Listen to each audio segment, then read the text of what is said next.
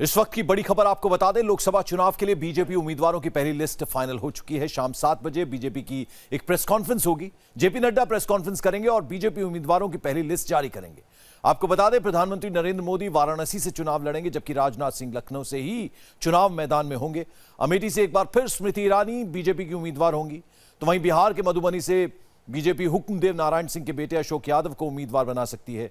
इनके अलावा केंद्रीय मंत्री वीके सिंह गाजियाबाद, महेश शर्मा नोएडा से मैदान में होंगे, जबकि बीजेपी मुजफ्फरनगर से संजीव बालियान और मथुरा से एक बार फिर से हेमा मालिनी को उम्मीदवार बनाने जा रही है। 7 बजे प्रेस कॉन्फ्रेंस होगी, जिसमें बीजेपी की यह पहली लिस्ट जारी की जाएगी।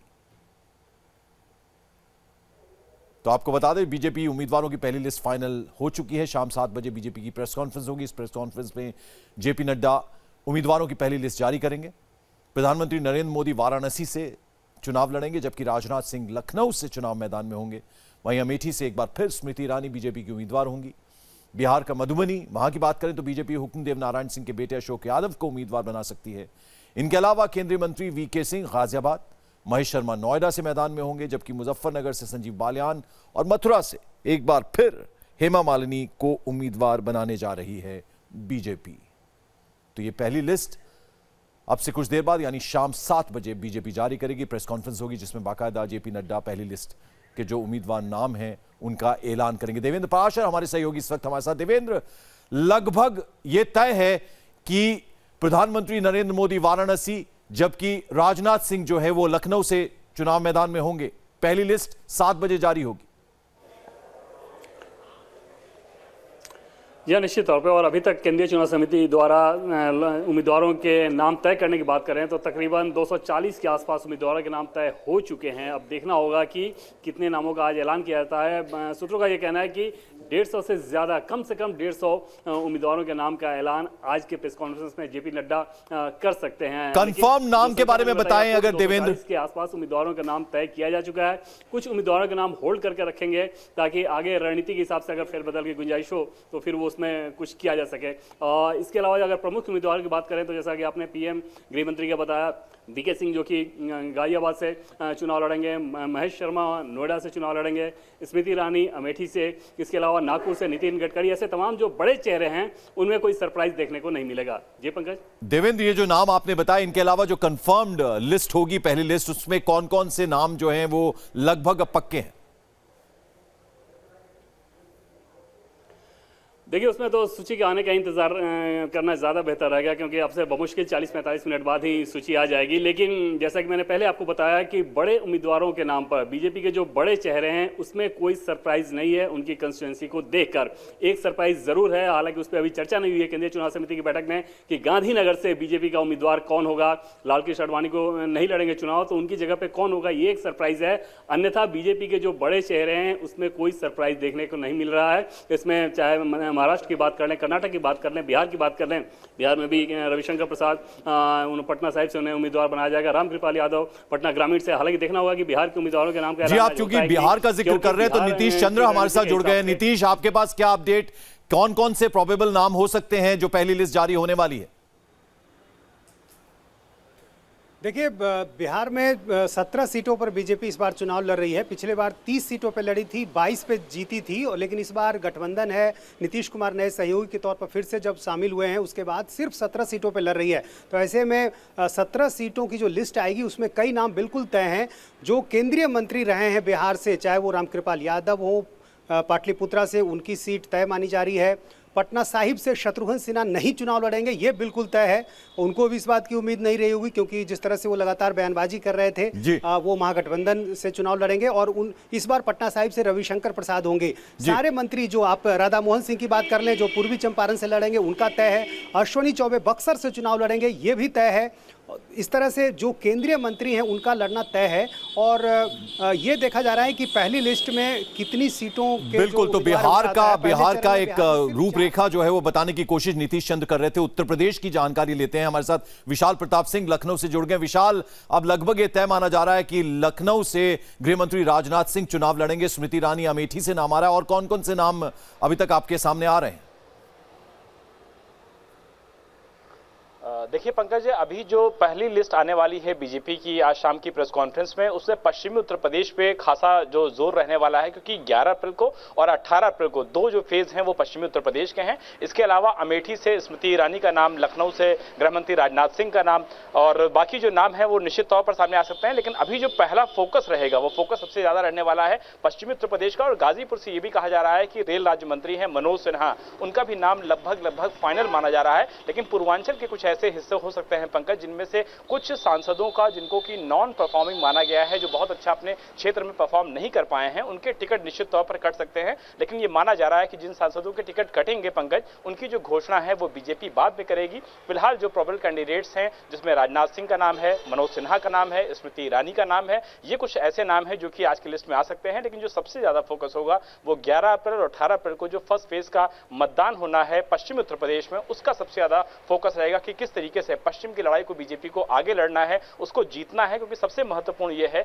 कि पश्चिमी उत्तर प्रदेश में पिछली बार का जो बीजेपी का प्रदर्शन था वो बेहद अच्छा था, बेहद शानदार था। बिल्कुल। और पश्चिम बंगाल में बहुत बड़ा सरप्राइज देखने को मिल सकता है पहली लिस्ट में। अनुपम मिश्र हमारे सहयोगी इस वक्त हमारे साथ। अनुपम, आपके पास क्या इंफॉर्मेशन, क्या जानकारी पहली लिस्ट बीजेपी की आने वाली है? जी देखिए, जो 42 में से 25 नाम बीजेपी ने तय कर लिए हैं, ये अभी तक हमारे पास जो इन्फॉर्मेशन है, इसमें से कुछ नामों की भी जानकारी हमें मिल रही है। जैसे बाबुल सुप्रियो को आसनसोल से टिकट मिलेगा, इसके अलावा हुगली से लॉकेट चटर्जी को टिकट दिए जाने की बात कही जा रही है। इसके अलावा बशीरहाट से शांतन बसु को दिया जाना है टिकट। जो स्टेट प्रेसिडेंट हैं बीजेपी के दिलीप घोष, उनको मिदनापुर से टिकट दिया जाना लगभग तय है।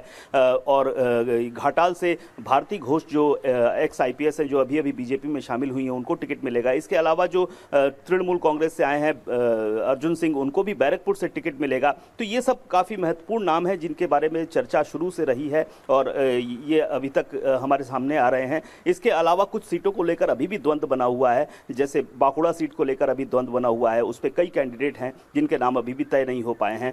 दार्जिलिंग सीट पर भी थोड़ा संशय अभी भी बरकरार है। आहलूवालिया को टिकट मिलेगा या नहीं, इस पर अभी पूरी तरह से विचार विमर्श तय नहीं हो पाया है। इसके अलावा कुछ और सीटें हैं जिन पर काफी उम्मीदवार हैं। चूंकि 42 सीटें हैं और पहली बार पश्चिम बंगाल में बीजेपी 42 सीटों पर इतने बड़े दारोमदार के साथ चुनाव में आ रही है, तो इस बार काफी चुनौती भरा है जो उम्मीदवार हैं उनको तय करना। और जो उम्मीदवारों की जो लिस्ट बीजेपी के पास पहुंची है वो भी काफी ज्यादा है। 200 से ज्यादा लोग हैं जो उम्मीदवार होना चाहते हैं। तो इनमें से तय करने में काफी डिफिकल्टी हो रही है, काफी विचार विमर्श किया जा रहा है। और जो पार्टी के नेता हैं उनसे तो विचार विमर्श किया ही गया है। जो निचले स्तर के जो कार्यकर्ता हैं उनकी भी सलाह मशवरा लिया गया है। जैसे बीरभूम में दूध कुमार मंडल जो हैं उनको दिए जाने की बात कही जा रही है, क्योंकि पार्टी के जो निचले स्तर के कार्यकर्ता थे उनका जब मत लिया गया तो उन्होंने कहा कि अगर दूध कुमार मंडल को यहां से दिया जाता है टिकट तो सबसे ज्यादा बीजेपी के जीतने के चांस होंगे। तो ये सारी बातों को ध्यान में रखकर इस बार फैसला लिया जाना है। बिल्कुल। तो एक तस्वीर दिखाने की कोशिश हम आपको कर रहे हैं पश्चिम बंगाल की, किस तरह की तस्वीर है वो दिखाने की कोशिश की अनुपम मिश्र ने। कौन कौन से उम्मीदवार जो हैं उनका नाम लगभग फाइनल है। देवेंद्र पराशर हमारे साथ लगातार बने हुए। तो ये आपको बता दें, दिलीप घोष जो हैं मिदनापुर से चुनाव लड़ेंगे और राहुल सिन्हा उत्तर कोलकाता से उम्मीदवार हो सकते हैं, चंद्र कुमार बोस दक्षिण कोलकाता से। तो अब आपको दिखाने की कोशिश करते हैं उत्तर प्रदेश की एक तस्वीर आपको दिखाने की हम यहां पर कोशिश कर रहे हैं। सत्यपाल सिंह जो हैं वो बागपत से चुनाव लड़ेंगे, जबकि डॉक्टर महेश शर्मा गौतम बुद्ध नगर से, उनके अलावा जनरल VK सिंह जो कि केंद्रीय मंत्री भी हैं, वो गाजियाबाद से उम्मीदवार होंगे। राजेंद्र अग्रवाल मेरठ से। यानी ये तमाम लोग उत्तर प्रदेश की तस्वीर हम आपको दिखाने की कोशिश। संजीव बालियान मुजफ्फरनगर से, श्री राघव लखनपाल सहारनपुर से उम्मीदवार होंगे। ये जो पहली लिस्ट बीजेपी की आने वाली है, उत्तर प्रदेश की तस्वीर हम आपको दिखाने की कोशिश कर रहे हैं कि कौन कौन से कैंडिडेट्स जो हैं उत्तर प्रदेश के अलग अलग शहरों से। हेमा मालिनी एक बार फिर से मथुरा से कैंडिडेट होंगी। कंवर सिंह तंवर ये अमरोहा से उम्मीदवार हो सकते हैं। राम शंकर कठेरिया ये आगरा से उम्मीदवार होंगे। ये हम आपको पहली लिस्ट जो उत्तर प्रदेश की होगी उसकी एक तस्वीर दिखाने की कोशिश कर रहे हैं। अभी हालांकि 7 बजे प्रेस कॉन्फ्रेंस होनी है। उत्तराखंड की तस्वीर हम आपको दिखाएं। अजय टमटा ये अल्मोड़ा से उम्मीदवार होंगे, जबकि हरक सिंह रावत गढ़वाल से। उनके अलावा डॉक्टर रमेश पोखरियाल निशंक जो कि मुख्यमंत्री भी रह चुके हैं, हरिद्वार से उम्मीदवार होंगे। तो ये उत्तराखंड की हम तस्वीर आपको दिखा रहे हैं। अजय भट्ट नैनीताल उधम सिंह नगर से, उसके अलावा माला राज्य लक्ष्मी शाह टिहरी गढ़वाल से उम्मीदवार होंगी। ये एक तस्वीर हम आपको दिखा रहे हैं उत्तराखंड की कि कौन कौन उम्मीदवार होंगे। हालांकि 7 बजे यह प्रेस कॉन्फ्रेंस होनी है। महाराष्ट्र की तस्वीर हम आपको दिखाते हैं, महाराष्ट्र से कौन कौन उम्मीदवार होंगे। रामदास तडस वर्धा से, जबकि नितिन गडकरी एक बार फिर नागपुर से, केंद्रीय मंत्री नितिन गडकरी। अशोक नेते गढ़चिरौली चिमूर से। यह महाराष्ट्र की तस्वीर आपको दिखाने की कोशिश कर रहे हैं। हंसराज अहीर चंद्रपुर से उम्मीदवार होंगे।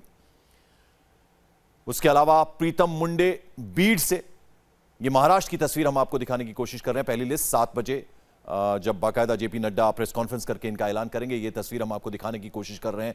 महाराष्ट्र से कौन कौन उम्मीदवार हैं। प्रीतम मुंडे जो हैं वो बीड से उम्मीदवार होंगी। ये महाराष्ट्र की तस्वीर थी। अब आपको बिहार की तस्वीर हम आपको दिखाते हैं कि कौन कौन होंगे। हालांकि सुशील कुमार सिंह औरंगाबाद से, ये महाराष्ट्र की अभी तक हम आपको तस्वीर दिखा रहे थे। अब आपको बिहार की तस्वीर दिखाने। इस बीच आपको बता दें, उत्तराखंड से जो खबर आ रही है, अल्मोड़ा से अजय टम्टा उम्मीदवार होंगे, जबकि गढ़वाल से हरक सिंह रावत उम्मीदवार होंगे बीजेपी के। हरिद्वार से रमेश पोखरियाल पूर्व मुख्यमंत्री। ये उत्तराखंड की हम तस्वीर दिखाने की कोशिश कर रहे हैं। अल्मोड़ा से अजय टम्टा को टिकट मिला है, यानी उम्मीदवार ये होंगे। गढ़वाल से, उसके अलावा अजय टम्टा की हम आपको बता रहे हैं कि अजय टम्टा उम्मीदवार होंगे। गढ़वाल से हरक सिंह रावत को टिकट मिला है, यानी इनकी उम्मीदवारी अब पक्की। हरिद्वार से पूर्व मुख्यमंत्री रमेश पोखरियाल उम्मीदवार होंगे। नैनीताल से अजय भट्ट को उम्मीदवार बनाया गया है। बीजेपी ने ये पहली लिस्ट जो जारी, अभी 7 बजे प्रेस कॉन्फ्रेंस होगी, लेकिन अब इनके नाम लगभग तय हैं, फाइनल हैं। टिहरी गढ़वाल से माला राज्य लक्ष्मी उम्मीदवार होंगी बीजेपी की। हरिद्वार से रमेश पोखरियाल। उत्तराखंड की यह तस्वीर हम आपको दिखा रहे हैं। अल्मोड़ा से अजय टम्टा को टिकट मिला है। हालांकि इसकी औपचारिक घोषणा अब से कुछ देर बाद प्रेस कॉन्फ्रेंस होगी शाम 7 बजे। देवेंद्र पराशर हमारे सहयोगी हमारे साथ लगातार बने हैं। देवेंद्र, उत्तराखंड की तस्वीर लगभग अब फाइनल है और जो तमाम बड़े उम्मीदवार हैं वो एक बार फिर से उनका नाम लगभग तय हो गया है।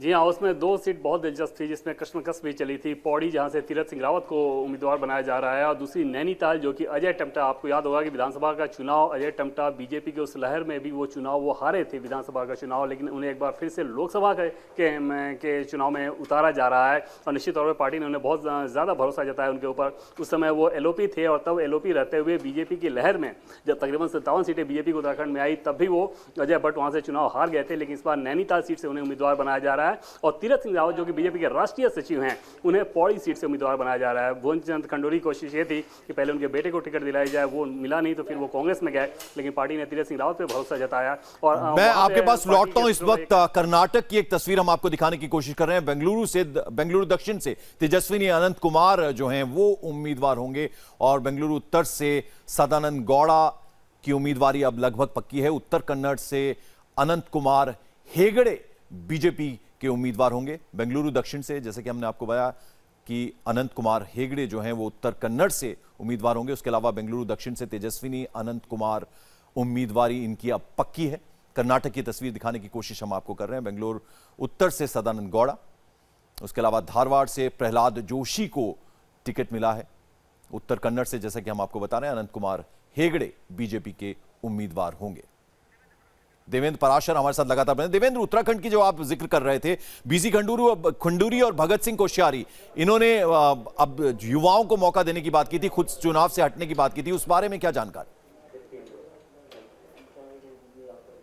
नहीं, उसमें इतना आसान मामला नहीं था। भुवनचंद खंडूरी की कोशिश ये थी कि उनके बेटे को टिकट दिया जाए, मनीष खंडूरी, लेकिन वो हुआ नहीं, पार्टी इस बात के लिए तैयार नहीं हुई, तो इसके चलते वो कांग्रेस में गए। दूसरी तरफ नैनीताल अगर सीट की बात करें तो भगत सिंह कोश्यारी का ये कहना था कि उनके पसंद के किसी उम्मीदवार को दिया जाए। अजय भट्ट और भगत सिंह कोश्यारी, जो उत्तराखंड की राजनीति है, वो उसके सूत्र ये बताते हैं कि दोनों में 36 का रिश्ता है, और यहाँ पर बीजेपी के सामने निश्चित तौर पर एक बड़ी चुनौती होगी कि भगत सिंह कोश्यारी, जो कि कैसे वहाँ पर बहुत ग्राउंड पर काम करते रहे, वहाँ के पॉपुलर लीडर हैं, उन्हें टिकट नहीं दिया गया, और जिसको टिकट दिया गया उनसे उनके रिश्ते बहुत बेहतर नहीं माने जाते हैं। ऐसे में कोश्यारी को कैसे समझाया जाए कि वो अजय भट्ट के लिए काम करें, क्योंकि अगर जैसा कि कांग्रेस के संकेत ये बता रहे हैं कि हरीश रावत वहां से चुनाव लड़, बिल्कुल मैं लौटूंगा आपके पास। निर्णय कपूर हमारे संवाददाता इस वक्त हमारे साथ जुड़ रहे हैं अहमदाबाद से। निर्णय, आपके पास क्या इंफॉर्मेशन?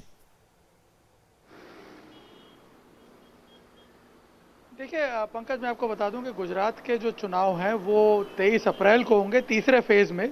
लेकिन गुजरात में यहाँ जो कैंडिडेट के चयन की जो प्रक्रिया है गुजरात लेवल पे वो पूरी हो चुकी है। पैनल जो है बना करके नामों की सूची दिल्ली भेज दी गई है। वैसे गुजरात की जो औपचारिक बैठक है वो कल होनी है, जो सेंट्रल इलेक्शन कमेटी की, लेकिन कुछ नामों को लेकर के ज़रूर क्लैरिटी थी, जैसे कि गांधीनगर की जो सबसे प्रेस्टिजियस सीट है गुजरात की, वहाँ से ये लगभग तय हो चुका है कि लाल कृष्ण आडवाणी इस बार चुनाव नहीं लड़ेंगे। अब नरेंद्र मोदी और अमित शाह पे ये छोड़ दिया गया है फैसला कि गुजरात की सीट से कौन लड़ेगा, लेकिन मांग ये है कि एक राष्ट्रीय नेता लड़े। परेश रावल को लेकर के एक असमंजस की स्थिति बनी हुई थी पहले, लेकिन अब जो खबरें छनकर के सामने आ रही हैं उस हिसाब से लग रहा है कि वो शायद दोबारा अहमदाबाद ईस्ट की जो सीट है उससे चुनाव लड़ेंगे। लेकिन जो सूचना मेरे पास है उस हिसाब से करीब 9 जितने उम्मीदवार जो हैं, जो सिटिंग एमपीज हैं, उनको बदला जाएगा, जिसमें महसाना के जो कैंडिडेट हैं जयश्री पटेल, सुरेंद्र नगर से जो कैंडिडेट हैं, इसके अलावा वलसाड़ के जो कैंडिडेट हैं केसी पटेल, उन्हें बदला जा सकता है। इसके अलावा पोरबंदर से विठल रादड़िया जो पहले चुनाव लड़ते थे, वो उनकी तबीयत काफ़ी ख़राब है, इस वजह से हो सकता है उन्हें बदला जाएगा और उनकी जगह उनके बेटे ललित रादड़िया को टिकट मिलने के चांसेस हैं।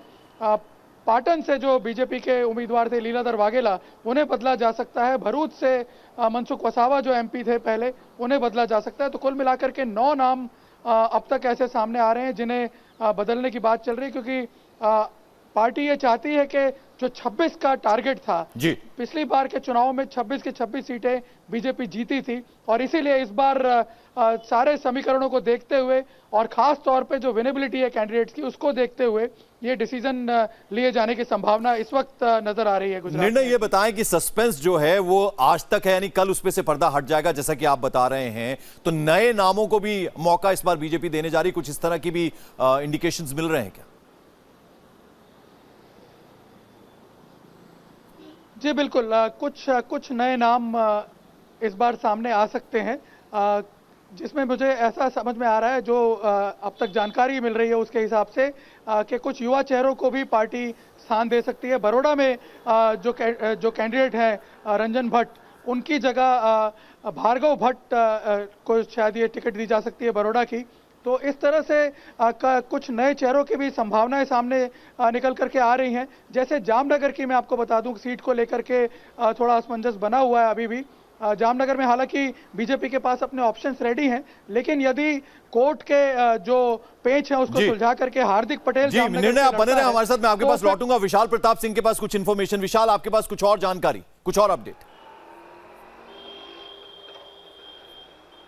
देखिए पंकज, ये बताया जा रहा है कि पश्चिमी उत्तर प्रदेश में सत्यपाल सिंह का टिकट बिल्कुल कंफर्म माना जा रहा है। संजीव बालियान का मुजफ्फरनगर से एकदम टिकट कंफर्म माना जा रहा है। इसके अलावा नोएडा से डॉक्टर महेश शर्मा का टिकट एकदम कंफर्म माना जा रहा है। गाजियाबाद से जनरल वीके सिंह का टिकट एकदम कंफर्म माना जा रहा है। लखनऊ से राजनाथ सिंह, अमेठी से स्मृति ईरानी और गाजीपुर से मनोज सिन्हा, ये कुछ ऐसे नाम हैं जो कि बिल्कुल कंफर्म माने जा रहे हैं। इसके अलावा जो सेंट्रल इलेक्शन कमेटी की जो बैठक हुई है उत्तर प्रदेश को लेकर के, उससे बताया जा रहा है कि 2 दर्जन से ज्यादा नाम फाइनल करे जा चुके हैं, और उत्तर प्रदेश में जो आज लिस्ट निकलेगी उसमें इन नामों के अलावा पश्चिमी उत्तर प्रदेश पे सबसे ज्यादा फोकस होगा। लेकिन ये जरूर कहा जा रहा है कि मेरठ के आसपास की जो सीटें हैं, यानी कि पश्चिम में लगी हुई मुजफ्फरनगर की जो बेल्ट है, बागपत की जो लगी हुई बेल्ट है, इसके अलावा मथुरा की सीट को लेकर के माना जा रहा है कि हेमा मालिनी का टिकट लगभग कंफर्म है। तो ये माना जा सकता है पंकज कि आज पश्चिमी उत्तर प्रदेश पे एक बड़ी मोहर लगने जा रही है, क्योंकि वहां जो वोटिंग है वो 11 और 18 को। बिल्कुल। देवेंद्र, आपसे मैं जानना चाहूंगा, लाल कृष्ण आडवाणी और मुरली मनोहर जोशी, इनका टिकट कटता नजर आ रहा है जैसा कि इंडिकेशन भी मिल रहे थे, आपके पास इसके अलावा और क्या इंफॉर्मेशन?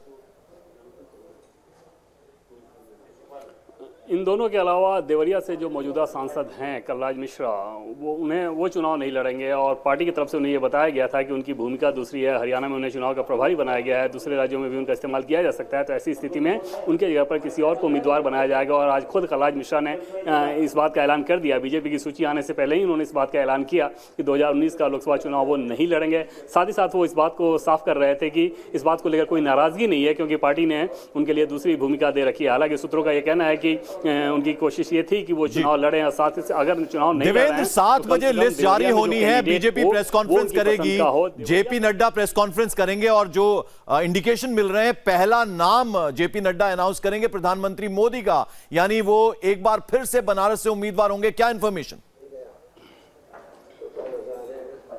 या निश्चित तौर पर यह माना जा रहा है कि क्योंकि बीजेपी के लिए लोकसभा चुनाव में सबसे सम्मानित सीट वाराणसी की है, तो ऐसी स्थिति में जेपी नड्डा पहला नाम अनाउंस करेंगे वाराणसी से प्रधानमंत्री नरेंद्र मोदी का। और जाहिर तौर पे क्योंकि वाराणसी की सीट को लेकर किसी प्रकार का कोई पशोपेश या दुविधा की स्थिति नहीं थी, एक जो बात चलती है और वो बात अभी भी खत्म नहीं हुई है कि क्या पीएम 2 सीटों से चुनाव लड़ेंगे, तो वो उन 2 सीटों में भी पहली सीट और प्रमुख सीट वाराणसी तय थी।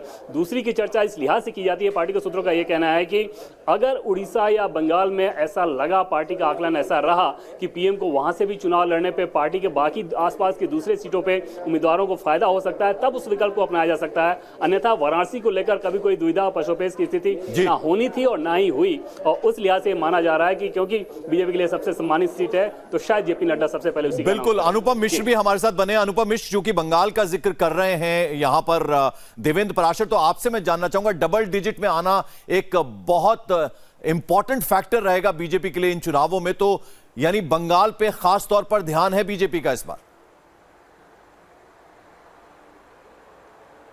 जी, अगर आप पिछले कई महीनों के बारे में देखें, बीजेपी का प्रचार प्रसार अगर देखें तो बंगाल पर खास तौर पर ध्यान दिया गया है। चुनाव अनाउंस भी नहीं हुए थे, उससे पहले ही प्रधानमंत्री अमित शाह, यहाँ तक कि योगी आदित्यनाथ, उन लोगों ने दौरा किया यहाँ पर। हालांकि कुछ दौरे रोकने की भी कोशिश की गई, लेकिन इन सब से एक बात खास पता चलती है कि बंगाल पर इस बार खास ध्यान है। उसकी वजह भी साफ है, बंगाल में इस बार बीजेपी को उम्मीद है कि डबल डिजिट में वो यहाँ पर संख्या ले सकती है, सीटें पा सकती हैं। और बंगाल में इससे पहले सिर्फ 2 सीट 2014 में बीजेपी को 2 सीट मिली थी, तो अगर डबल डिजिट में यहां से आती है तो बड़ा भारी फायदा बंगाल से बीजेपी को होता दिख रहा है। और इसीलिए बंगाल पे सबसे ज्यादा जोर दिया जा रहा है। और यही वजह है कि जो 42 सीटें हैं उनमें से 25 के नाम किसी तरह तय हो सके हैं, अभी भी बाकी सीटों के नाम अभी तय नहीं हुए हैं। और उसकी एक बड़ी वजह यह भी है कि जो उम्मीदवारों के जो कैंडिडेट्स थे वो काफी संख्या में थे। 42 जो उम्मीदवारों हैं सीटें हैं, उनके लिए लगभग 200 से ज्यादा नाम बीजेपी के पास थे। इसीलिए काफी समय लगा, काफी वक्त लगा और काफी विचार विमर्श भी किया गया। निचले स्तर के कार्यकर्ताओं से भी सलाह मशवरा लिया गया, तब जाके ये फैसला सामने आ रहा है। बिल्कुल, और एक बड़ी चुनौती कांग्रेस देती हुई नजर आई थी विधानसभा चुनावों में निर्णय गुजरात में बीजेपी को। अब यहां पर पटेल चूंकि एक बड़ी कम्युनिटी है, बहुत इंपॉर्टेंट रोल वो प्ले करती, तो वो डायनेमिक्स का भी ख्याल रखा गया है क्या बीजेपी की तरफ से? जी बिल्कुल, देखिए मैं आपको बता दूं कि 2017 के जो चुनाव परिणाम थे उस पर खासा प्रभाव पड़ा था पाटीदार आंदोलन का, और पाटीदारों के जो सेंटिमेंट्स थे बीजेपी के अगेंस्ट जिस तरह से गए थे, जरूर असर पड़ा था सौराष्ट्र के इलाके में। और अब जिस तरह से हार्दिक पटेल शामिल हुए हैं कांग्रेस में, जाहिर सी बात है एक ब्रेव फेस पुटअप कर रही है बीजेपी के, कोई बहुत ज़्यादा फर्क नहीं पड़ेगा। लेकिन अंदर ही अंदर जो स्ट्रेटेजी है बीजेपी की, उसमें इस बात को जरूर ध्यान में रखा जा रहा है। और मैं आपको बता दूं कि कांग्रेस की तरफ से भी कुछ ऐसे मेजर्स लिए गए हैं ताकि जो पाटीदार समुदाय है, खासतौर पे 2 भागों में जो बटा हुआ है, कड़वा और लेवा, दोनों को अपने साथ लेके जाया जाए। और एक ऐसी भी खबर आ रही थी कि जो खोडलधाम ट्रस्ट है गुजरात में, काफ़ी इन्फ्लुएंशियल ट्रस्ट है पाटीदारों का, उसके जो प्रमुख हैं नरेश पटेल, उनको या उनके बेटे को राजकोट से लड़ाया जा सकता है कांग्रेस की तरफ से। हालांकि अभी इसकी कोई पुष्टि नहीं हुई, लेकिन अगर ऐसा होता है तो एक बड़ी चुनौती होगी बीजेपी के लिए। तो सारे जो ये कंसिडरेशंस हैं, इनको ध्यान में रखा जा रहा है। हालांकि मैं आपको बता दूं कि 2017 से लेकर 2019 के बीच में, पंकज आप खुद उन इलेक्शंस को कवर कर रहे थे, आपको आइडिया होगा, काफ़ी परिवर्तन आया परिस्थिति में। साबरमती में काफ़ी पानी बह चुका है, तो ऐसे में जो नेगेटिविटी थी पाटीदारों में वो इतनी नहीं है अब। लेकिन फिर भी जो एक कहावत है कि दूध का जला छाछ भी फूक फूक करके पीता है, बिल्कुल, तो बीजेपी उस लिहाज से सारे जो एस्पेक्ट्स हैं उनको ध्यान में रख के काम करें। बिल्कुल, तो अब एक बार फिर से आपको गुजरात की बात हुई, अब यूपी की तस्वीर हम आपको दिखाने की कोशिश करते हैं। सत्यपाल सिंह बागपत से चुनाव लड़ेंगे, जबकि डॉक्टर महेश शर्मा गौतम बुद्ध नगर से केंद्रीय मंत्री भी हैं, वीके सिंह एक और मंत्री, वो गाजियाबाद से चुनाव लड़ेंगे। ये 3 बड़े चेहरे। उसके अलावा राजेंद्र अग्रवाल मेरठ से उम्मीदवार होंगे बीजेपी के, संजीव बालियान मुजफ्फरनगर से, उसके अलावा श्री राघव लखनपाल सहारनपुर से उम्मीदवार होंगे बीजेपी के। तो यानी मोदी की टीम किस तरह की होगी, उत्तर प्रदेश में कौन कौन उम्मीदवार होंगे? हेमा मालिनी एक बार फिर से मथुरा से उम्मीदवार होंगी, जबकि कंवर सिंह तंवर को अमरोहा दिया गया है। रामशंकर कठेरिया आगरा से बीजेपी के उम्मीदवार होंगे। तो ये उत्तर प्रदेश की एक पिक्चर हम आपको दिखाने की कोशिश कर रहे हैं, तस्वीर दिखाने की कोशिश कर रहे हैं। सत्यपाल सिंह, जैसा कि हमने आपको बताया, बागपत से उम्मीदवार होंगे। डॉक्टर महेश शर्मा, केंद्रीय मंत्री गौतम बुद्ध नगर से एक बार फिर से उम्मीदवार होंगे। VK Singh, general VK Singh Ghaziabad से उम्मीदवार होंगे। ये तस्वीर उत्तर प्रदेश की हम आपको दिखा रहे हैं। राजेंद्र अग्रवाल मेरठ से, उसके अलावा संजीव बालियान मुजफ्फरनगर से, राघव लखनपाल सहारनपुर से उम्मीदवार होंगे। लिस्ट 7 बजे जारी होगी। ये वो प्रोबेबल्स हैं, ये वो नाम हैं जिनकी उम्मीदवारी अब लगभग इन जगहों से तय है। मेरठ से राजेंद्र अग्रवाल, संजीव बालियान मुजफ्फरनगर से और राघव लखनपाल सहारनपुर से। और सुशील कुमार सिंह औरंगाबाद से, बिहार की तस्वीर अब हम आपको दिखाएंगे। सुशील कुमार सिंह औरंगाबाद से उम्मीदवार होंगे। इसके अलावा बाकी के जो लोग हैं उनकी हम आपको एक बार तस्वीर दिखाने की कोशिश करते हैं। बिहार की बात करते हैं, बिहार से कौन कौन उम्मीदवार होंगे। अभी फिलहाल हम आपको सुशील कुमार सिंह की बारे में बता रहे हैं, उनकी उम्मीदवारी के बारे में बता रहे हैं। औरंगाबाद से ये उम्मीदवार होंगे। इसके अलावा अश्विनी चौबे बक्सर से उम्मीदवार होंगे। गिरिराज सिंह बेगूसराय से, हालांकि थोड़ी नाराजगी भी थी। राजीव प्रताप रूडी सारण से कैंडिडेट होंगे बीजेपी के। ये बिहार की पिक्चर हम आपको दिखा रहे हैं। रामकृपाल यादव पाटलिपुत्र से चुनाव लड़ेंगे। अशोक यादव मधुबनी से चुनाव लड़ेंगे। उनके अलावा बिहार के कुछ और नाम हैं। जयंत सिन्हा हजारीबाग से, साथ ही साथ निशिकांत दुबे गोड्डा से उम्मीदवार होंगे। अब बिहार के बाद बात करते हैं झारखंड की। झारखंड की तस्वीर एक बार आपको दिखाने की कोशिश करते हैं। जैसे कि हम लगातार आपको बता रहे हैं, 7 बजे जेपी नड्डा बाकायदा ऐलान करेंगे कौन कौन उम्मीदवार होंगे। लेकिन ये लिस्ट जो अब लगभग तय है झारखंड की, बिहार के बाद अब बात करते हैं झारखंड की। वहां से कौन कौन कैंडिडेट्स होंगे बीजेपी के, कौन कौन उम्मीदवार होंगे, पहली लिस्ट आनी है। इनमें कौन कौन से नाम हैं, किनकी उम्मीदवारी लगभग फाइनल है। अभी बिहार की बात कर रहे हैं। अश्विनी चौबे बक्सर से, गिरिराज सिंह बेगूसराय से, उनके अलावा राजीव प्रताप रूडी सारण से चुनाव लड़ेंगे।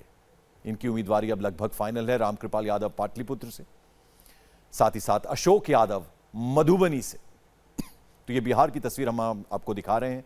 जयंत सिन्हा हजारीबाग से उम्मीदवार होंगे, जबकि निशिकांत दुबे गोड्डा बिहार से उम्मीदवार होंगे। अब बात बिहार के बाद करते हैं हरियाणा की। हरियाणा की उम्मीदवारी किन किन की है। गुरुग्राम से राव इंद्रजीत सिंह चुनाव लड़ेंगे, जबकि कृष्णपाल गुर्जर फरीदाबाद, दिल्ली एनसीआर रीजन फरीदाबाद, यहां से उम्मीदवार होंगे बीजेपी के।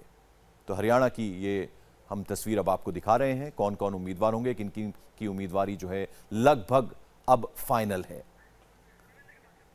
देवेंद्र पराशर हमारे सहयोगी लगातार बने हुए हैं। देवेंद्र, और क्या इंफॉर्मेशन आ रही है अभी? पंकज, एक चीज़ आपको बताऊं कि झारखंड के जिन संभावित उम्मीदवारों की चर्चा हो रही है उसमें केंद्रीय चुनाव समिति की बैठक में उस पर चर्चा नहीं हुई है। 23 तारीख को जो बैठक होगी केंद्रीय चुनाव समिति की, उसमें ये तय किया जाएगा, 22 को माफ़ कीजिएगा, उसमें ये तय किया जाएगा कि झारखंड की किस सीट पे कौन से उम्मीदवार होंगे।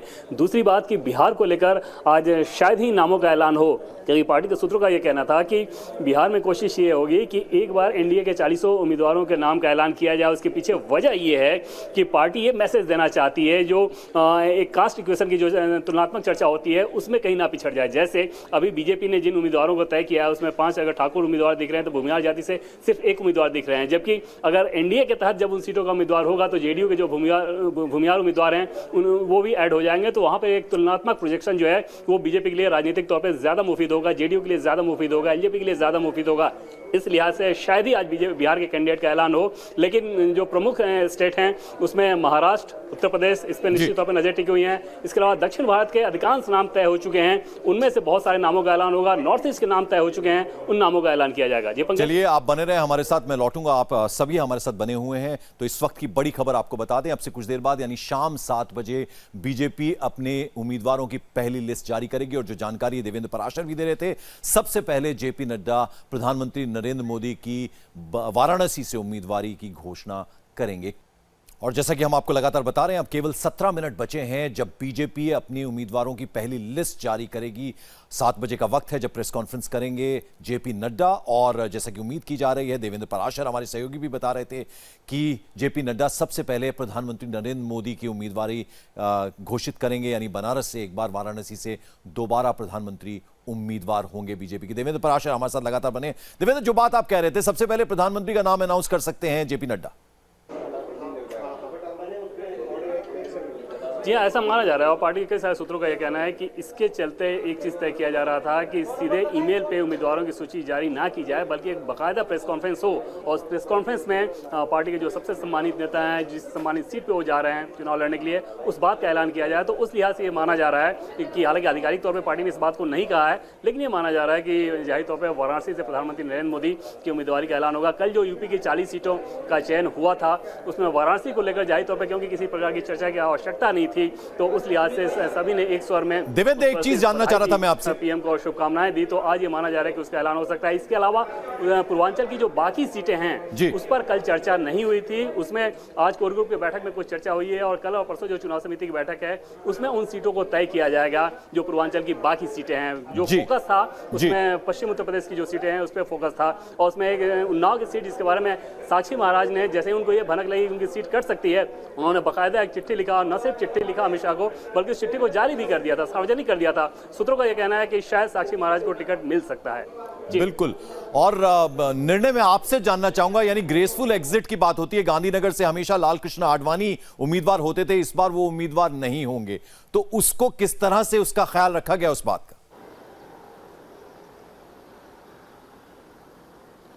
देखिए, जो इंडिकेशंस मिल रहे थे जब से चुनावी प्रक्रिया की शुरुआत हुई तब से ही इस तरह के इंडिकेशन मिल रहे थे कि आडवाणी इस बार चुनाव नहीं लड़ेंगे और उनकी तरफ से भी ये मैसेजेस जो थे वो कम्युनिकेट कर दिए गए थे। और बाद में इनफैक्ट आपने देखा होगा 2 दिन पहले जिस तरह का घटनाक्रम दिल्ली में देखा गया, खुद पार्टी के जो ऑर्गेनाइजेशनल सेक्रेटरी हैं रामलाल जी, वो मिलने गए आडवाणी से उनके घर पे और बाकायदा बात करके उन्हें सूचित किया गया और इनफैक्ट अपनी परंपराओं के अगेंस्ट जाते हुए बीजेपी ने उनके सामने एक प्रस्ताव भी रखा, यदि वो चाहें तो अपने बेटे या बेटी दोनों में से किसी एक को वो लड़वा सकते हैं उसी सीट से। लेकिन जैसा कि आप जानते हैं आडवाणी जो कि खुद परिवारवाद के खिलाफ लगातार लड़ाई लड़ते रहे, वो शायद कभी भी इस प्रपोजल के लिए तैयार नहीं होते। तो ऐसे में ये जरूर एक्सपेक्ट किया जा रहा है कि हो सकता है उनकी तरफ से एक स्टेटमेंट भी आए, लेकिन मैं आपको बता दूं कि जो भी डिसीजन लिया गया है आडवाणी की सहमति से उन्हें कॉन्फिडेंस में लेकर के ये डिसीजन लिया गया है। जी, और मुंबई से सचिन हमारे सहयोगी हमारे साथ जुड़ गए हैं। सचिन, महाराष्ट्र से क्या खबर? जी देखिए, महाराष्ट्र से जो पहले फेज का चुनाव है उसके कारण जो पूर्वी विदर्भ है उनकी सीटों के जो उम्मीदवारी है वो लगभग तय मानी जा रही है, जिसमें कि नितिन गडकरी जो है नागपुर से चुनाव लड़ेंगे। इसके अलावा दूसरे फेज के भी जो चुनाव होने जा रहे हैं उसमें 10 सीटों पर चुनाव होंगे। उसमें कुछ पश्चिम महाराष्ट्र की सीटें हैं, कुछ मराठवाड़ा की सीटें हैं, जिसमें कि प्रीतम मुंडे जो है गोपीनाथ मुंडे की बेटी है, मौजूदा सांसद भी है, उनका भी टिकट जो है तय माना जा रहा है। हंसराज जाहिर जो है चंद्रपुर से, उनका टिकट जो है तय माना जा रहा है। अकोला से जो है संजय धोत्रे जो कि मौजूदा सांसद है, उनका टिकट भी जो है तय माना जा रहा है। तो लगभग जो चेहरे जो मौजूदा सांसद है और जो जीत के आ सकते हैं, जिन्होंने काम किया है, उनको बीजेपी कहीं ना कहीं बरकरार रख सकती है, क्योंकि बीड़ ऐसी सीट है जहां पर अगर मुंडे परिवार की सदस्य कोई भी सचिन, मुंबई को लेकर बहुत सस्पेंस है, उनका टिकट तय माना जा रहा है। मुंबई को लेकर बहुत सस्पेंस है, उसके बारे में कुछ इंफॉर्मेशन?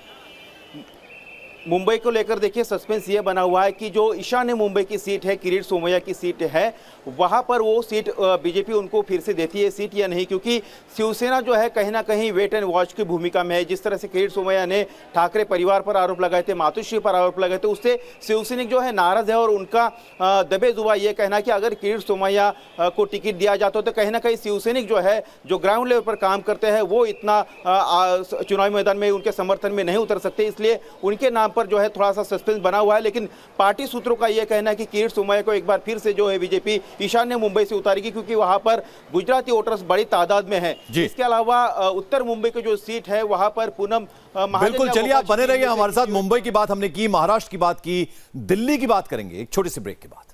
ठीक 9 मिनट बाकी हैं, बीजेपी प्रेस कॉन्फ्रेंस करने वाली है और नामों की, उम्मीदवारों की घोषणा, पहली लिस्ट जो है वो बीजेपी जारी करेगी, यानी जेपी नड्डा प्रेस कॉन्फ्रेंस करने वाले हैं और उम्मीद की जा रही है कि प्रधानमंत्री का नाम सबसे पहले अनाउंस करेंगे जेपी नड्डा। वाराणसी से एक बार फिर उम्मीदवार होंगे प्रधानमंत्री नरेंद्र मोदी। देवेंद्र पराशर लगातार हमारे साथ बने। देवेंद्र, हमने तमाम प्रदेशों की बात कर ली, दिल्ली की बात करें तो दिल्ली के बारे में क्या जानकारी, क्या इंफॉर्मेशन? देखिए, दिल्ली में जो नाम तय हैं उनमें से डॉक्टर हर्षवर्धन, मनोज तिवारी ये और प्रवेश वर्मा, ये 3 नाम तय बताए जा रहे हैं। इसके अलावा जो खतरा है वो डॉक्टर उदित राज, उनकी सीट को लेकर बहुत ज़्यादा खतरा है। उदित राज के पिछले दिनों तमाम ऐसे बयान आए थे जिन बयानों को पार्टी ने बहुत अच्छे टेस्ट में नहीं लिया था। तो ऐसी स्थिति में एक बड़ा खतरा रहेगा कि क्या उदित राज अपना टिकट बचा पाने में सफल होते हैं। दूसरी बड़ी समस्या मीनाक्षी लेखी की नई दिल्ली सीट को लेकर है। उसमें ये माना जा रहा था कि मीनाक्षी लेखी की जगह किसी और उम्मीदवारों को उतारा जा सकता है। प्रदेश इकाई ने इस पर विचार किया था। हालांकि पार्लियामेंट में मीनाक्षी लेखी का जो परफॉर्मेंस है वो एज ए सांसद बहुत बेहतर रहा था। चाहे आप सवाल पूछने की बात कर लें, बयान देने के मसले पे बात कर लें, तो इन सारे मसलों को लेकर मीनाक्षी लेखी का पार्लियामेंट महेश गिरी के बारे में क्या जानकारी? देखना होगा कि पार्टी आलाकमान उस पर किस नाम पे मुहर लगाता है। और तीसरी चीज महेश गिरी की सीट को लेकर था कि महेश गिरी की सीट बदली जा सकती है, लेकिन वो तस्वीर पूरी तरीके से साफ नहीं हो पाई, क्योंकि कल जब दिल्ली के प्रभारी श्याम जाजू और संगठन मंत्री गए थे केंद्रीय चुनाव समिति की बैठक में, इन लोगों ने बहुत सारे विकल्पों को दे दिया। उसके बाद पार्टी आलाकमान को फैसला लेना था, वो फैसला क्या हुआ पूरी तरीके से स्पष्ट नहीं है। देवेंद्र, ये बताएं, जो ये अरेंजमेंट हुआ, यानी सीनियर्स को इस बार टिकट कटा है, उनमें लालकृष्ण आडवाणी हो या डॉक्टर मुरली मनोहर जोशी, तो वो उनको मनाने का अरेंजमेंट किस तरह से किया है बीजेपी ने?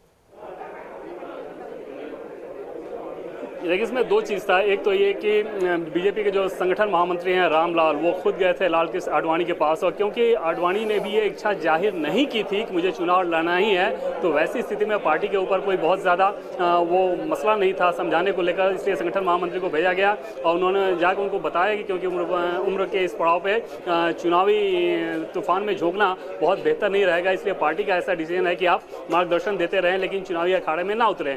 दूसरी तरफ मुरली मनोहर जोशी को लेकर जो सूत्र हैं बीजेपी के सूत्र, वो ये बता रहे हैं कि वहां पे परेशानी थी क्योंकि मुरली मनोहर जोशी ऑलरेडी चुनाव की तैयारी कर रहे थे। पिछले 3-4 महीने से बहुत ज्यादा सक्रिय हो गए थे। कानपुर के बहुत सारे स्थानीय विधायकों और नेताओं को बुलाकर उन्होंने इस बात को कहा भी था कि आप एक बार फिर से मुझे जिताने में लग जाएं, मैं चुनाव लड़ूंगा। वहां पे उत्तर प्रदेश के एक नेता गए थे मुरली मनोहर जोशी को ये बताने के लिए कि पार्टी का ये डिसीजन है कि 75+ उम्मीदवारों को चुनावी अखाड़े में ना उतारा जाए। उस लिहाज से चाहे भगत सिंह कोश्यारी हो या भुवनचंद खंडोरी हो, शांता कुमार है, ऐसे तमाम लोगों को, करिया मुंडा हो झारखंड से, ऐसे तमाम लोगों को चुनावी घमासान से दूर रखा जा रहा है। देखना होगा कि क्या मुरली मनोहर जोशी पार्टी जब उस बात का ऐलान करती है तो उसके बाद उस चीज़ को वो उसी रूप में ले पाते हैं जैसा कलराज मिश्रा ने लिया, या फिर कोई नया तेवर सामने आता है। हालांकि पार्टी के नेताओं का ये कहना था कि वो इस बात को लेकर बहुत ज़्यादा परेशान नहीं है, क्योंकि संघ के नेताओं के द्वारा भी, संघ के लोगों के द्वारा पिछले दिनों उन दोनों नेताओं को लगातार फीलर दिए जा चुके थे कि शायद इस बार उन्हें चुनाव ना लड़ाया जाए। थोड़ा तस्वीर दिखाने की कोशिश कीजिए। आपके पीछे हम देख रहे हैं वो प्रेस कॉन्फ्रेंस की जगह पर आप मौजूद हैं, जहां आपसे कुछ देर बाद जेपी नड्डा जो है वो बाकायदा प्रेस कॉन्फ्रेंस करने वाले हैं। देवेंद्र, देखिए, दिल्ली में बीजेपी मुख्यालय जो कि दीनदयाल उपाध्याय मार्ग पे है, वहाँ का ये प्रेस कॉन्फ्रेंस हॉल है और पार्टी की तरफ से जो भी प्रेस कॉन्फ्रेंस होता है वो इसी हॉल में होता है। और यहाँ पे चेयर लग चुके हैं जिसमें जेपी नड्डा बैठेंगे और जेपी नड्डा के साथ बीजेपी के national media head Anil Baluni जो कि राज्यसभा के सांसद हैं, वो भी यहाँ पर आएंगे और एक एक करके नाम का ऐलान किया जाएगा। जाहिर तौर पर पार्टी को भी बखूबी पता है कि चुनाव के दरमियान उम्मीदवारों का जो के ऐलान को लेकर जो प्रेस कॉन्फ्रेंस होता है, बीजेपी के भी तमाम नेता देखते हैं, बाकी दूसरे लोगों की तो बात छोड़ ही दे, देश भर में जो नेता हैं उनकी नजरें लगी रहती है इस बात पे कि आखिर किसका टिकट कटा, किसको मिला, क्या इक्वेशन है। तो इन सारी चीज़ों को देखने के लिए इस प्रेस कॉन्फ्रेंस पे नजर टिकी हुई है, क्योंकि 3 चुनाव समिति की बैठक हो गई थी और अभी तक एक भी सूची नहीं आ पाई थी। उस लिहाज से दिलचस्पी और ज्यादा बढ़ गई थी कि आखिर ऐसी क्या बात है जिसके चलते उम्मीदवारों के नाम के ऐलान में इतना वक्त लग रहा है। जी बिल्कुल, चलिए आप बने रहे हमारे साथ। हमारे पॉलिटिकल एडिटर जयंत घोषाल इस वक्त हमारे साथ जुड़ गए। जयंत घोषाल जी, क्या आपके पास इस वक्त इंफॉर्मेशन? देखिए, आज जो फर्स्ट लिस्ट जारी करने जा रहे हैं पार्टी, पहले तय था कि आज के जगह कल या परसों किया जाएगा, लेकिन कार्यकर्ता का जो डिमांड है और बहुत जल्दी घोषणा के लिए हर स्टेट से लोग इच्छुक है, जोश है। और अभी फर्स्ट फेज और सेकेंड फेज, ये 2 फेज का जो चुनाव है उसके जो प्रत्याशी है वो उनका नॉमिनेशन का भी डेट आ जाएगा।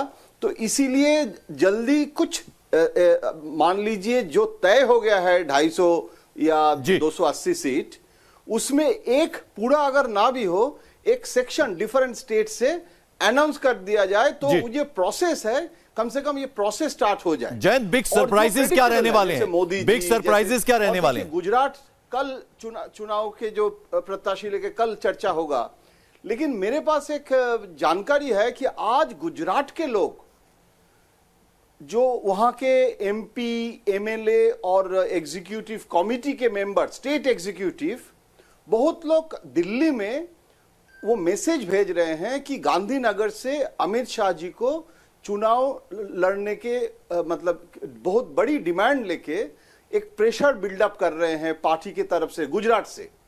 आडवाणी जी अगर चुनाव ना लड़े और परिवार के कोई सदस्य अगर चुनाव ना लड़े तो कौन गांधीनगर से चुनाव लड़ेंगे, ये बहुत बड़ी सवाल है और कल उसमें एक फैसला हो सकता है। लेकिन आज का डेवलपमेंट है कि अमित जी के लिए बहुत डिमांड स्टेट यूनिट का आज बहुत जोर से आ रहा है। अभी इसके पहले अध्यक्ष जी ने बताया था कि हम चुनाव नहीं लड़ना चाहते हैं, चुनाव पूरी देश के लिए काम करना चाहता हूं।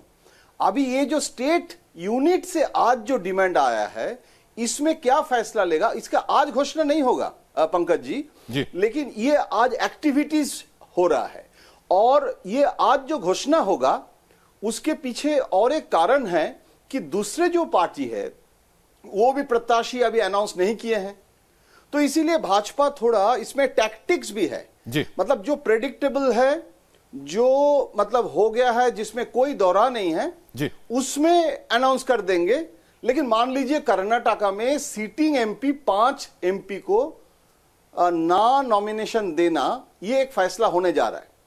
तो अगर मान लीजिए ऐसे स्थिति में कोई पार्टी के इंटरनल रिएक्शन ना हो और उसमें इनफॉर्मली पहले जो प्रत्याशी है उसको पार्टी हेडक्वार्टर से बता दिया जा रहा है कि आप प्रत्याशी हैं, आप तैयार हो जाइए, और जो डिसिडेंट होते हैं, जो नाराजगी जो रहता है, उसको भी स्पेसिफाई करना कि एक पार्टी के एक्टिविटीज में होती है जी। और दूसरे पार्टी भी चाहते हैं कि जो टिकट नहीं मिलता है उसको कैसे हम दूसरे पार्टी में ले जाएं।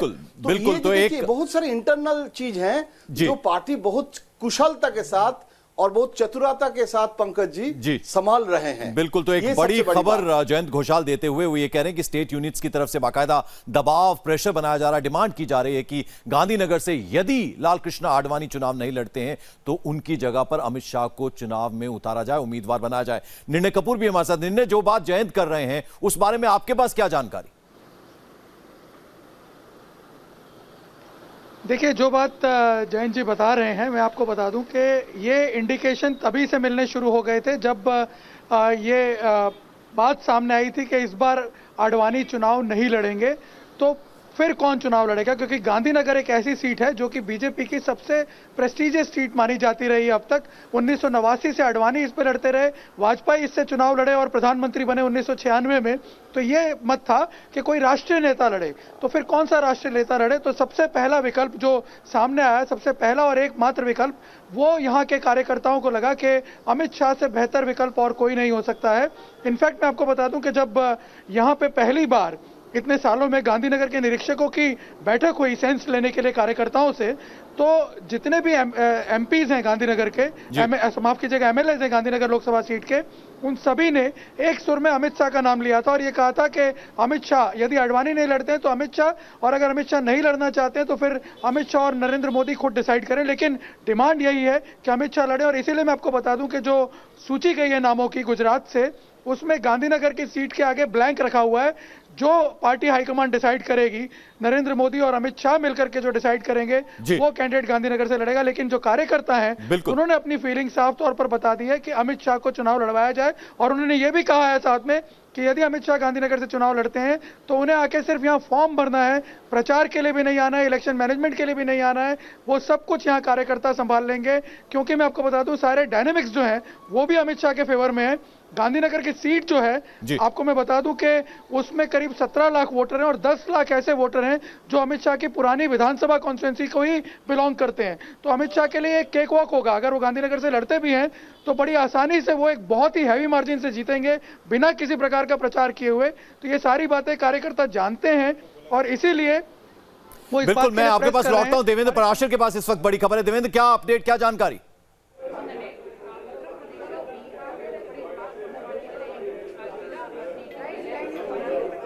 देवेंद्र पराशर, मेरी आवाज मिल रही है आपको? क्या अपडेट, क्या जानकारी आपके पास?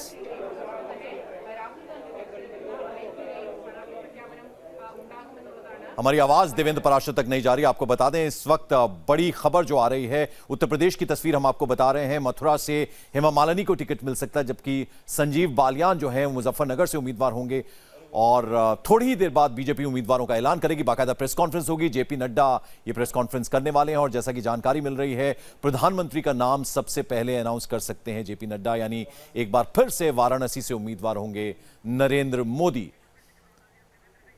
तो इस वक्त की बड़ी खबर आपको बता दें, अब से कुछ ही देर में प्रेस कॉन्फ्रेंस करेगी बीजेपी और पहली लिस्ट उम्मीदवारों के नाम की जारी करेगी बीजेपी। बिहार की तस्वीर हम आपको दिखाने की कोशिश कर रहे हैं। औरंगाबाद से सुशील कुमार सिंह को उम्मीदवार बनाया जा रहा है, यानी उन्हें टिकट मिला है। बेगूसराय से गिरिराज सिंह ये नाराज भी चल रहे थे और उसके अलावा सारण से राजीव प्रताप रूडी चुनाव लड़ेंगे। सारण से राजीव प्रताप रूडी उम्मीदवार होंगे। बक्सर से अश्विनी चौबे चुनाव लड़ेंगे। ये हम आपको तस्वीर दिखाने की कोशिश कर रहे हैं बिहार की, पाटलिपुत्र से। अब झारखंड की तस्वीर दिखाते हैं। हजारीबाग से जयंत सिन्हा को टिकट मिला है। देवेंद्र पराशर हमारे सहयोगी हमारे साथ जुड़ गए। देवेंद्र, अब बस थोड़ा सा ही इंतजार है जब ये प्रेस कॉन्फ्रेंस होने वाली है। जेपी नड्डा जी ने इस प्रेस कॉन्फ्रेंस को संबोधित करना है और उम्मीदवारों के नाम का ऐलान करना है। वो बीजेपी के राष्ट्रीय मुख्यालय आ गए हैं और अब से थोड़ी देर के अंदर ही, कुछ मिनट के अंदर यहाँ पे प्रेस कॉन्फ्रेंस रूम में वो आने वाले हैं और एक बार जब बैठेंगे वहाँ पे तो फिर उसके बाद सिलसिलेवार तरीके से उम्मीदवारों के नाम का ऐलान करेंगे। उन उम्मीदवारों के नाम का ऐलान जो कि बीजेपी की केंद्रीय चुनाव समिति ने मुहर लगाया है 2019 के अखाड़े के लिए। तो बस अब से कुछ देर का इंतजार है जब जेपी नड्डा यहाँ पे मुख्यालय में आ चुके हैं, मुख्यालय से इस प्रेस कॉन्फ्रेंस रूम में वो आ जाए। जी पंकज। देवेंद्र, बिगेस्ट सरप्राइज क्या हो सकता है?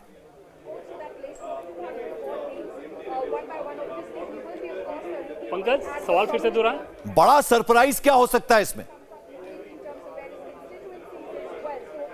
देखिए, आज जो सूची आएगी उसमें कोई बहुत बड़े सरप्राइज की उम्मीद ना करें, क्योंकि इसके पहले जो चीज़ रिपोर्टिंग इंडिया टीवी कर चुका है वो बड़े सरप्राइज इस बार के चुनाव में बीजेपी के लिहाज से थे, वो पहले ही बताया जा चुका है। तो आज के अनाउंसमेंट में कोई बहुत बड़ा सरप्राइज हो इस बात के संकेत बिल्कुल भी नहीं है। नाम बिल्कुल। चलिए, जयंत भी हमारे साथ है। जयंत, आपसे मैं जानना चाहूंगा बड़ा सरप्राइज क्या कुछ हो सकता है आज जो पहली लिस्ट बीजेपी की तरफ से जारी की जाएगी अब से कुछ देर में?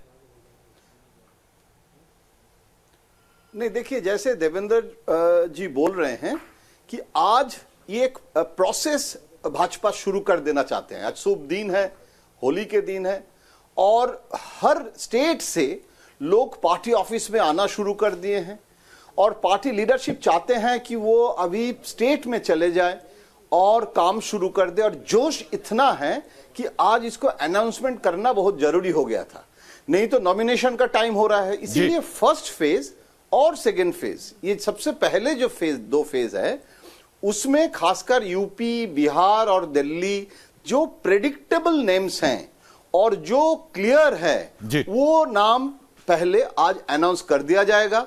और नॉर्थ ईस्ट के भी एक सेक्शन आप ऑलरेडी अनाउंस। जयंत, आप चूंकि बंगाल से आते हैं, बंगाल में डबल डिजिट में आना एक बड़ी चुनौती है बीजेपी के लिए, तो वहां को लेकर कोई सरप्राइज हो सकता है?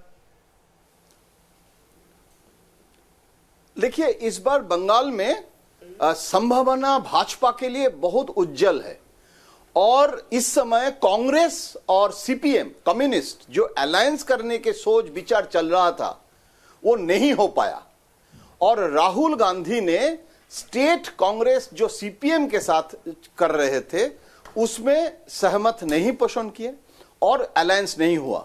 तो डिवीजन ऑफ वोट भाजपा के लिए अच्छी बात है। और इस समय भाजपा ने जो कर रहे हैं, जो नाम, जैसे बाबुल सुप्रियो जो आसनसोल में सीट है, वहां कोई पॉलिटिकल कैंडिडेट ना देके मुनमुन सेन जो एक्ट्रेस है और जो दूसरे कॉन्स्टिट्यूएंसी बांकुड़ा, मैं एक मिनट यहां रोकना चाहूंगा जयंत आपको। इस वक्त जो जानकारी मिल रही है, अब जो प्रेस कॉन्फ्रेंस 7 बजे होने वाली थी वो 15 मिनट डिले है, यानी 15 मिनट देरी से होगी। 7:15 बजे बीजेपी प्रेस कॉन्फ्रेंस करेगी, पहली लिस्ट उम्मीदवारों के नाम की घोषणा बीजेपी करेगी अब 7:15 बजे।